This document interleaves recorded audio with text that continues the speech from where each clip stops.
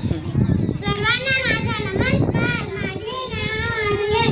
आज मी आपल्यासमोर लोकमान्य टिळक यांच्याविषयी बोलणार आहे.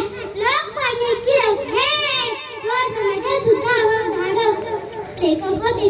त्यांचे पूर्ण नाव बाळ गंगाधर टिळक असे होते. त्यांचा जन्म 23 जुलै 1856 रोजी रत्नागिरी चिखली या गावी झाला. त्यांचे वडिलांचे नाव गंगाधर व आईचे नाव पार्वतीबाई असे होते. स्वराज्यात हा माझा जन्मसिद्ध हक्क आहे आणि तो मी मिळवणार अशी जबरदस्त घोषणा दिली. लोकमान्य टिळक हे सर्वजणी गणेशोत्सव अशा